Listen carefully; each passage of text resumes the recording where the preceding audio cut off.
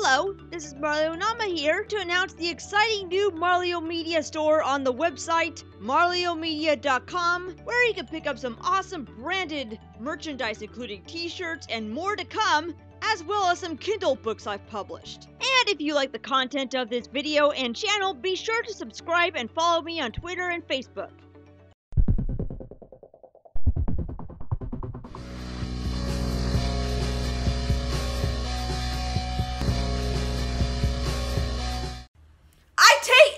I take it back! Every single thing I said about the Digimon Adventure anime, I take back! I can't believe what I was criticizing and attacking was really nitpicking. And then, that was before I actually learned about the movie. It's basically just a big clusterfuck of 3 different movies just shoehorned into one. I haven't seen a movie this incoherent since Tom Cruise rebooted The Mummy last year. And the pacing is just like it's... Whoa! Face! I haven't seen you here! What the hell do you want this time? Hello again, Marlyonama. We meet again. Back from the digital world. Okay, last time I vanquished you, you were stuck in an apartment down in Texas where it was about to flood and be run over by tornadoes. How the hell did you get back to my new one? I just hacked into your channel's analytics. That's why your viewership has gone up and down. Has spiked in the past 5 years, only for it to go down once again. And only by you reviewing this final train wreck in the Digimon Adventure saga. Okay, here we go. There has been more of Digimon since the end of the 2nd season, including an OVA called Digimon Try, which takes place 3 years after the 2nd season, where all the characters are in high school. And it's not really that bad to begin with, compared to what came before. I've got an idea. Why don't we have a character named Cigarette Mon? Or how about a character named Football Field Mon? Or how about, if you want to be even more creative, have a character named that annoying British guy who seems to be in everything, but they never really tell you what his name is, Mon. But the other half-assed later seasons do not compare to the Digimon movie. People have been begging me to review this, saying, hey, how dare you attack Digimon? If you're gonna attack something that's Digimon related, attack the movie! The first part retells the prologue of the 1st season, but not until we get a very shitty Angela Anaconda segment to start out with. Thanks ever so for keeping our spot warm. Thanks for keeping our spot warm. We're going to have to get digi-drastic if we want to get the best seats. I mean, who the fuck would think this is a good idea to show this abomination as part of your god-awful movie? And block the Digimon show with their big fat Digimon blocking heads, do they? Well, not for long. Angela Anaconda, Digi-Evolve to Angelamon! And yes, this is really what happens! We get this shitty Angela Anaconda rendition of the Digimon anime! Got a Digi-Rap? Come on! First, you start off with one of the characters, Kari, narrating so rapidly that you can't even understand what the hell's going on. And that's Willis in America. While the rest of us in Japan only had one Digimon, he had twins. Now, if you're just getting into the series, into the anime, you're probably confused on what the hell's going on. This is because this whole movie is 3 different OVAs with completely different stories, put into one package, and that, the Frankenstein's monster you come out with, is complete garbage.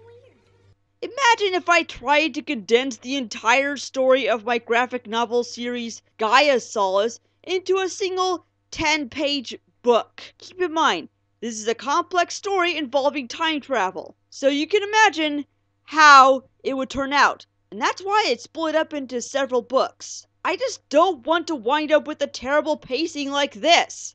Because it's really just a backstory from the original anime. Why not just give the movie its own original plot that's not canon from the TV show?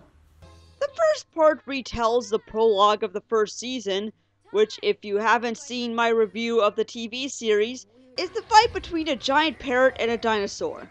But what they show here is the teleportation of a Digi-Egg into the real world from a computer. And Kari just has a whistle in her mouth for some odd reason.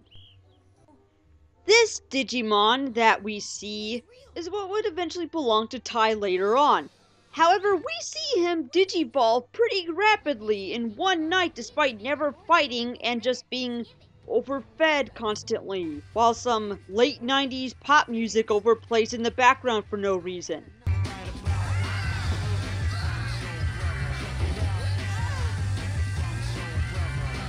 Because Zeitgeist, it's Meet the Spartans all over again!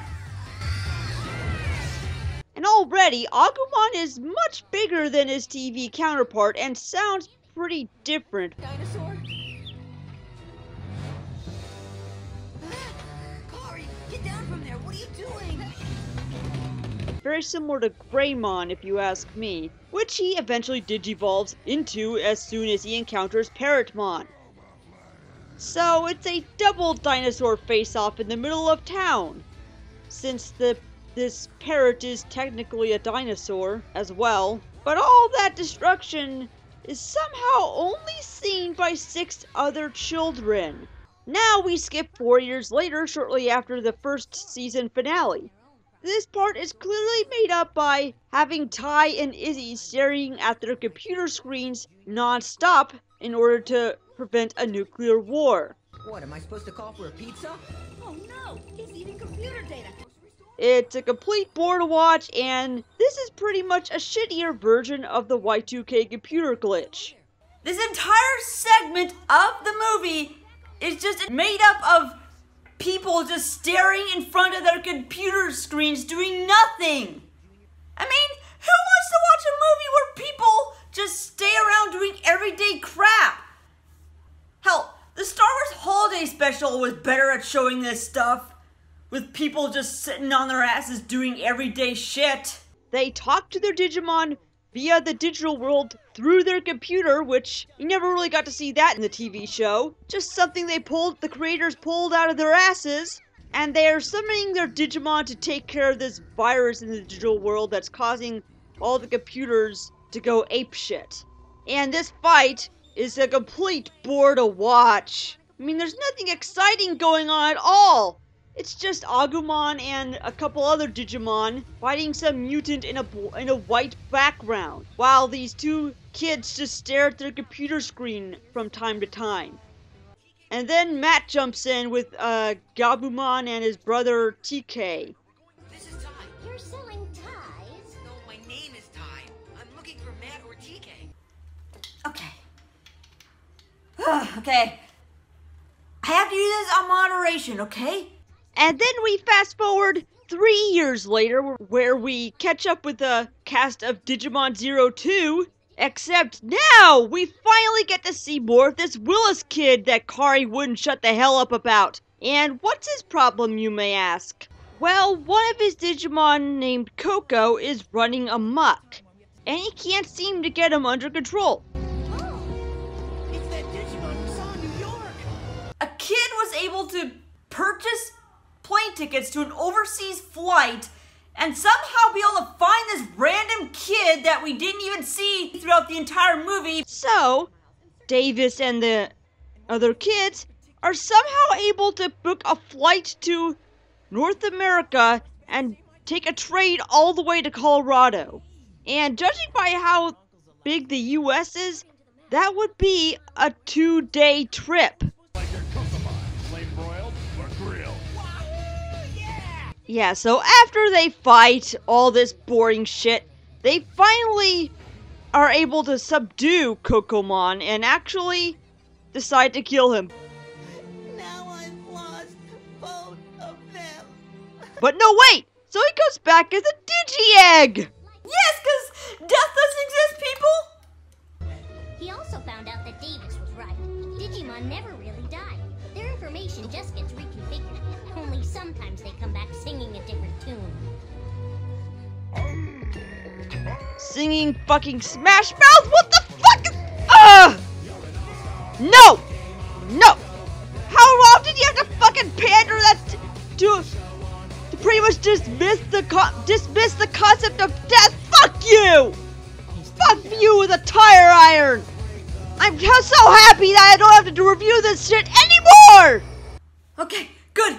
It's finally over. But I have far bigger fish to fry now. I exist in cyberspace, and thus I shall prevail! Thought a remote could defeat me?